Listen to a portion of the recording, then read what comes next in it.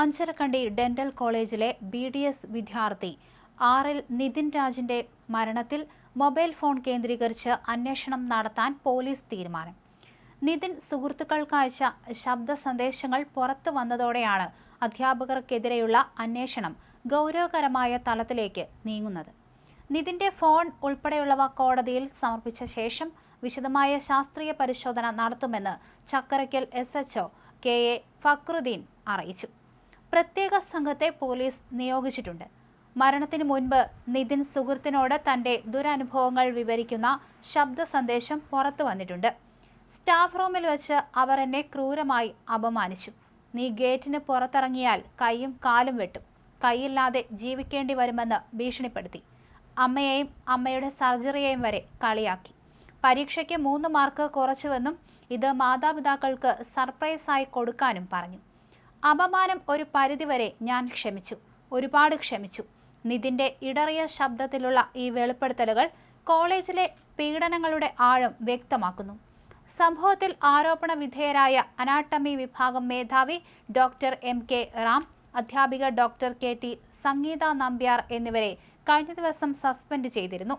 ഇവരുടെ പീഡനങ്ങളെക്കുറിച്ച് നിതിൻ സന്ദേശത്തിൽ പരാമർശിക്കുന്നുണ്ട്. വരും ദിവസങ്ങളിൽ അധ്യാപകരുടെയും വിദ്യാർത്ഥികളുടെയും മൊഴി രേഖപ്പെടുത്തും. പോസ്റ്റ്മോർട്ടം റിപ്പോർട്ട് ലഭിച്ച ശേഷം കൂടുതൽ വകുപ്പുകൾ ചേർക്കുന്ന കാര്യത്തിൽ തീരുമാനമുണ്ടാകുമെന്ന് പോലീസ് പറഞ്ഞു. കോളേജ് അധികൃതർ സ്വന്തം നിലയിൽ അന്വേഷണ സമിതിയെയും നിയോഗിച്ചിട്ടുണ്ട്. തിരുവനന്തപുരം ആനമങ്ങാട് സ്വദേശിയായ നിതിൻ രാജിന്റെ മൃതദേഹം പരിയാരം മെഡിക്കൽ കോളേജിലെ പോസ്റ്റ്മോർട്ടത്തിന് ശേഷം സ്വദേശത്തെത്തിച്ച് സംസ്കരിച്ചു. പഠിച്ച് ഡോക്ടറായി മകൻ വരുമെന്ന് കാത്തിരുന്ന മാതാപിതാക്കൾക്ക് നിതിന്റെ വിയോഗം തീരാ നോവായി. നിതിന്റെ ബാച്ചിലെ വിദ്യാർത്ഥികൾക്ക് കോളേജ് നിലവിൽ അവധി നൽകിയിരിക്കുകയാണ്.